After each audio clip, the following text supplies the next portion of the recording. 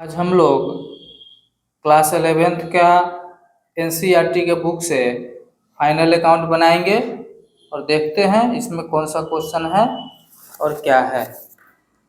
तो क्वेश्चन है 15 number question है, prepare the trading and profit and loss account messrs export equipments of the year ending 31st March 2017 and the balance sheet as on the dates।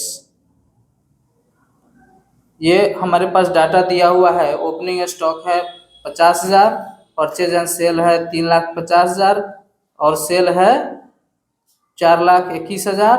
Purchase sales return दिया हुआ है 5,000, capital दिया हुआ है 3,00,000 रुपया, commission 4,000 है, creditors दिया हुआ है 1,00,000, बैंक ओवरड्राफ्ट 28,000 है, कैश इन हैंड 32,000 है, फर्नीचर 1,28,000 है, डेप्टर्स 1,40,000 है, प्लांट 60,000 है, कैरेज ऑन परचेज 12,000 है, बेजेज का अमाउंट दिया हुआ है 8,000, rent 15,000, bad debt 7,000, drawing 24,000, stationery 6,000 है, ट्रेवलिंग एक्सपेंसेस 2,000 है, इंश्योरेंस 7,000 है, डिस्काउंट दिया हुआ है 5,000 और ऑफिस एक्सपेंस 2,000 है। अब इसके आधार पर हम लोग trading and profit and loss account बनाएंगे और बैलेंस शीट बनाएंगे। देखेंगे कि क्या इसमें डाटा है, उसके हिसाब से हमारा बैलेंस शीट क्या आता है। हम लोग एनसीईआरटी के बुक से क्वेश्चन नंबर 15 को सॉल्व कर रहे हैं फाइनल अकाउंट का। तो जैसा कि हम लोगों ने देखे, हमारे पास जो डाटा है उसमें सबसे पहले हम लोग दिखाते हैं ओपनिंग स्टॉक। ओपनिंग स्टॉक हमारे पास है 50,000 रुपया, तो दिखाएंगे टू ओपनिंग स्टॉक 50,000, टू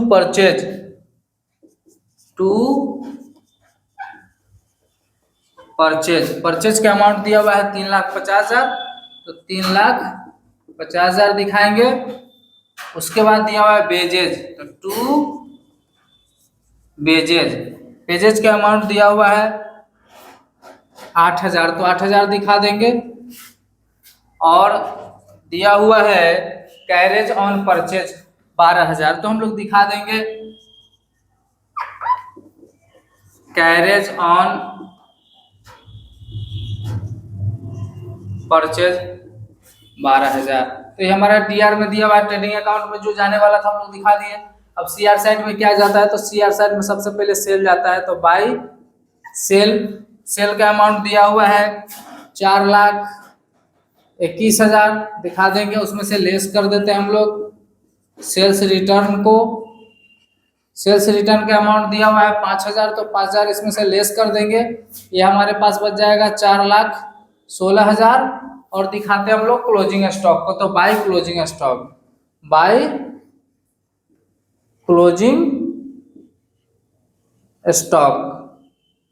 तो क्लोजिंग स्टॉक का अमाउंट दिया हुआ है 2,500 रुपया, तो हम लोग यहाँ 2,500 दिखा देते हैं।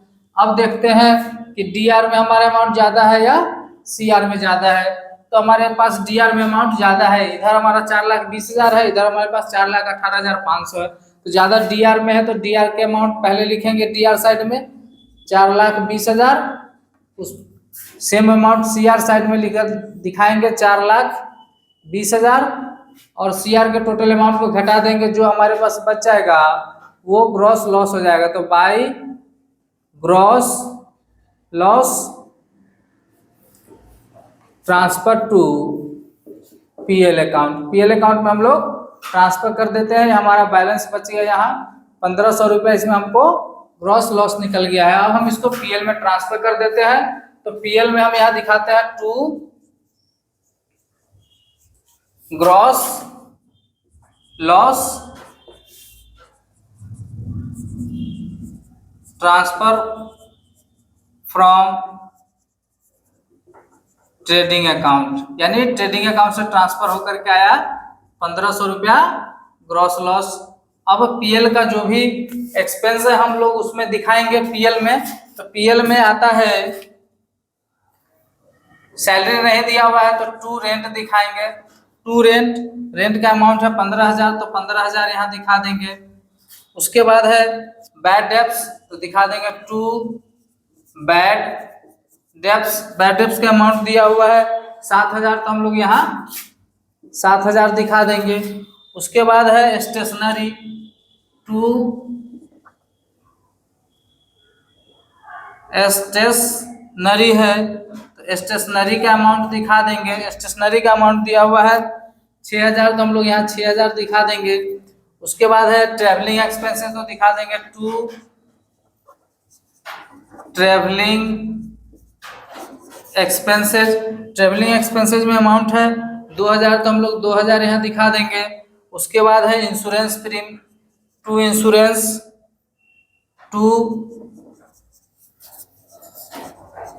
इंश्योरेंस का अमाउंट दिया हुआ है 7,000, तो हम लोग 7,000 यहाँ दिखा देंगे। उसके बाद है डिस्काउंट, टू डिस्काउंट का अमाउंट दिया हुआ है 5,000, तो इधर 5,000 दिखा देंगे।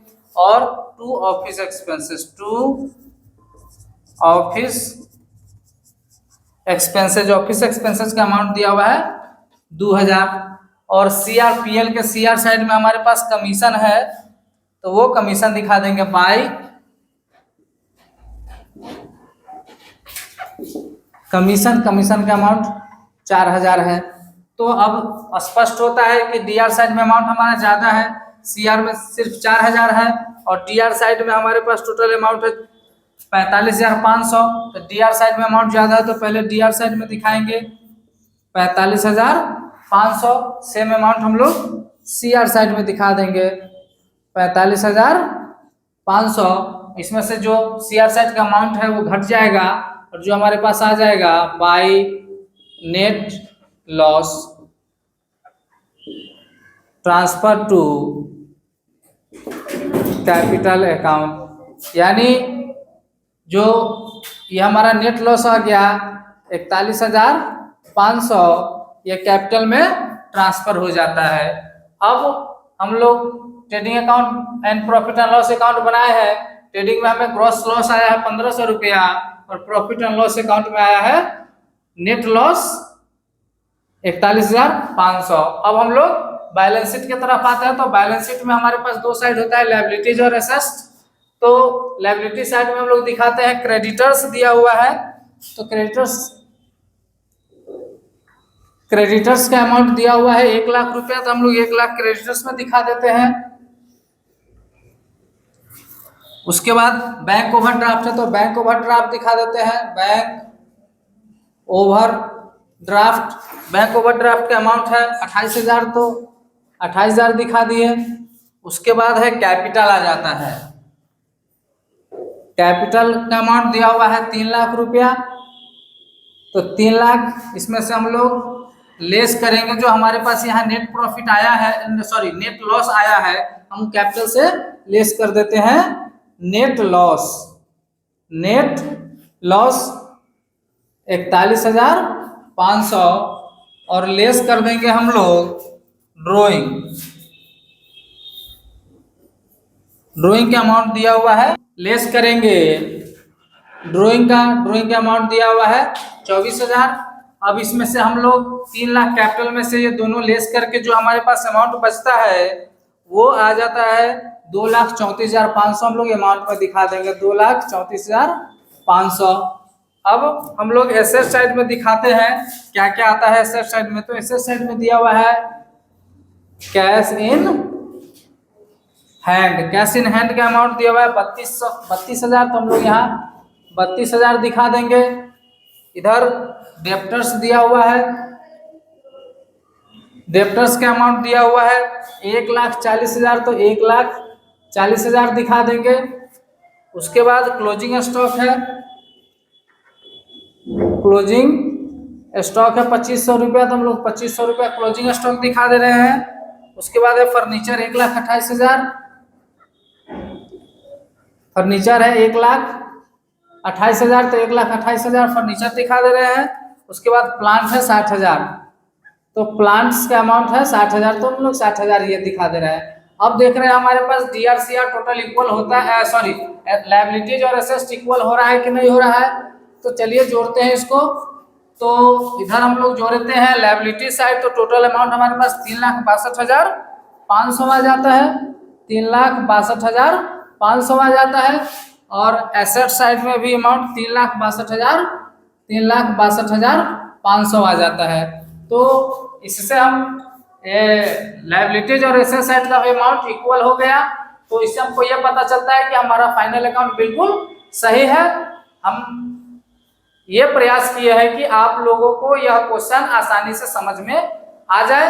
यदि हमारा वीडियो अच्छा लगे तो इसको लाइक करिए, शेयर करिए।